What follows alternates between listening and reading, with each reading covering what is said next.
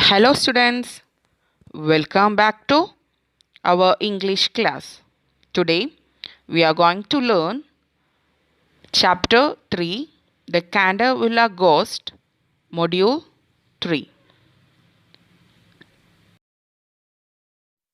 At the end of the class, you will be able to read and comprehend the play, enrich your English vocabulary to comprehend the helplessness of the ghost in the story. In the last classes, we have discussed two scenes of this play. Let's have a revisit what we have learned so far. The story The Canterville Ghost is written by Oscar Wilde. The Canterville Ghost is a well-known short story by Oscar Wilde.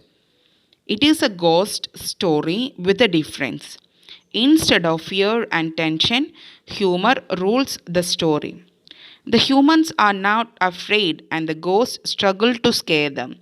So far, no one had insulted the clever ghost in this way. The ghost had finally met its match in this spirited, bold American family. Frightening them seemed almost impossible. This is our introduction to our story.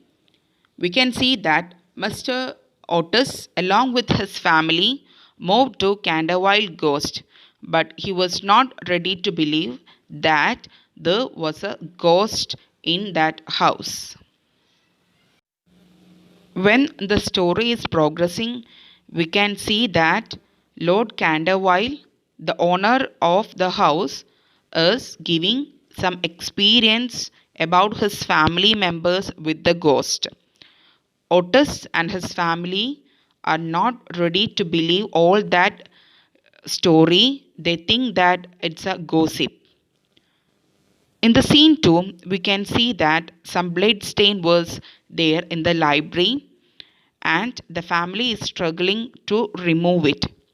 While Washington, the elder son of Mr. Otis, removed that blood stain, some unnatural things happened. Storm was there, but except for the storm, nothing special happened during the night. Now, let's move on and see what happens next. Page number 29, Scene 3. In the morning in the library, the twins enter. Louis, look, the bloodstain is back. The ghost must have been here again. Clark, let's camp out here tonight and wait for him. In the last scene, we watched that Washington remove the bloodstain from the floor. But what happened in the next morning when the twins entered the library? There, on the same spot, that blood stain was again. It was again presented there. So, the twins, namely Louise and Clark, are planning to camp in the library tonight to find out what is the real story behind that blood stain. Louise, we will trap him here.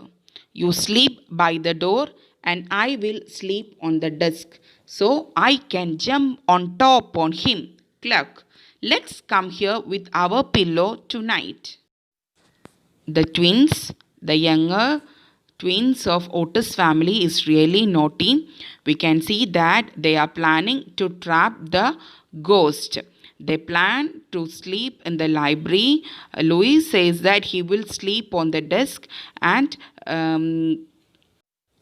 ask his brother Clark to sleep near the door so they can both jump on the ghost and they can catch the ghost. So they are planning to shift their bedroom to the library tonight with their own pillow. Now let's see what is in scene 4. Night, Mr. Otis is asleep.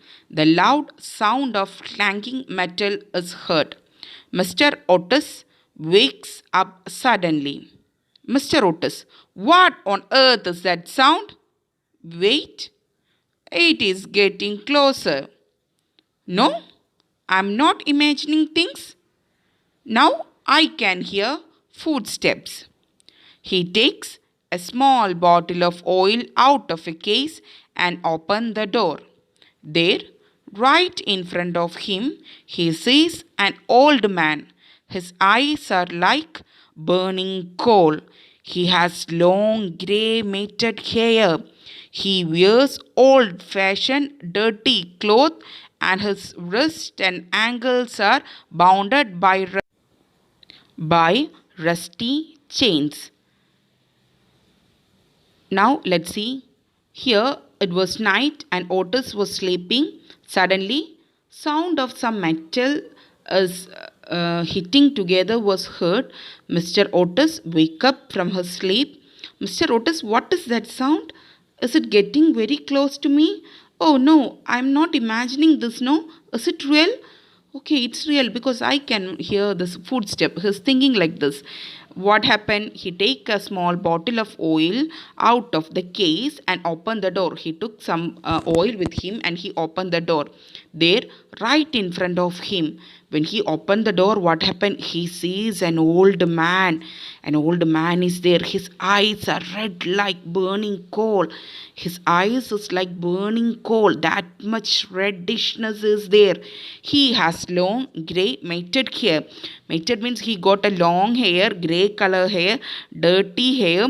He wear old fashioned dirty clothes. He is wearing old type of cloth and his wrist and ankles are bounded by rusty chains. His wrist and ankles is put in a chain which is very rusty. Now we can see that the ghost appeared in front of Mr. Otis. Let's see how is his reaction. Mr. Otis, goodness me, my dear sir, you cannot go creaking about like this. I insist that you oil your chains. I will leave this bottle of oil for you. It is said to be very effective. Do apply it on your chain and let me know if you need more. And now, good night, sir. Mr. Otis goes back to his room and closes the door. Here we can see that Mr. Otis got a chance to meet the ghost in face to face. If we got a chance, what will we do? Yeah, but see how is Mr. Otis reacting? Is he frightened? No, he handed over the bottle of oil to our ghost and asked him it to apply over his chain so that the noise will not be coming. And he is giving some tip that it is best if you are applying this oil, the chain will not make noise, and he says a goodbye. He closed the door. The Candor Wild Ghost. How dare he? How dare he laugh at me?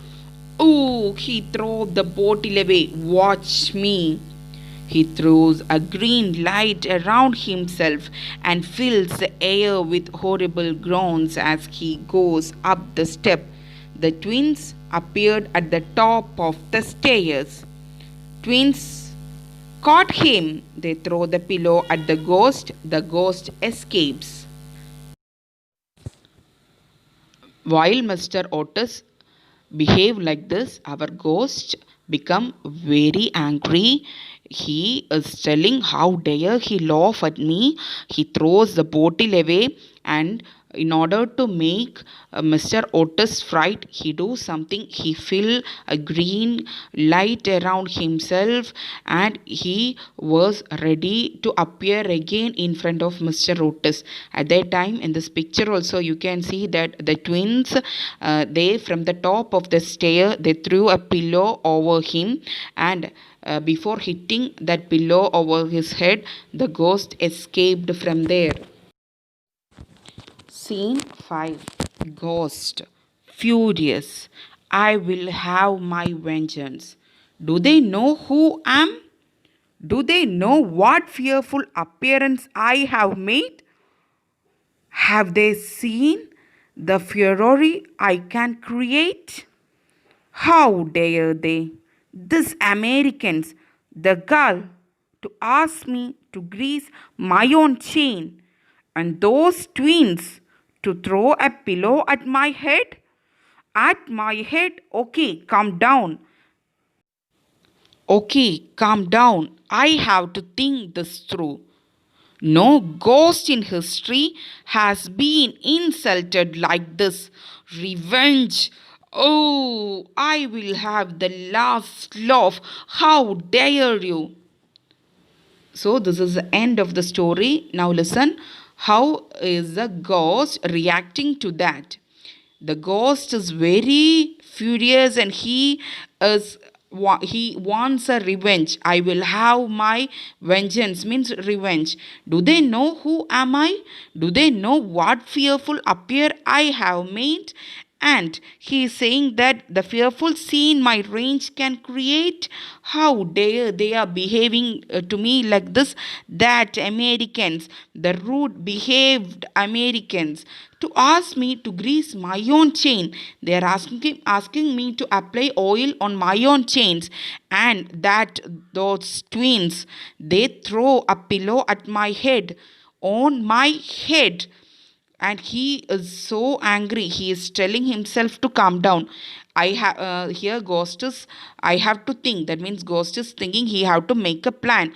No ghost in history have been insulted like this. He want revenge. He is planning to do some revenge on them. Here we are stopping, but you can read the interesting story. It is available in e-reading apps and all. If you can get a book, you should try to collect that book, and you should completely read the story. This is very interesting. At last we will find all the mystery behind the ghost and what happened to the body of Sir Simon de Canterville. Let me ask some question. Who are the people in the story who believe that ghosts exist? What are the people that don't believe it? What is the plan that the twins came up with? What does Mr. Otis offer the ghost? What makes the ghost sure to take his revenge? You should find out answer for all this question. Now let's move on. Dear students, hope you all understood today's class. We'll meet with a new module in the next section. Thank you students for listening. Have a nice day. Thank you.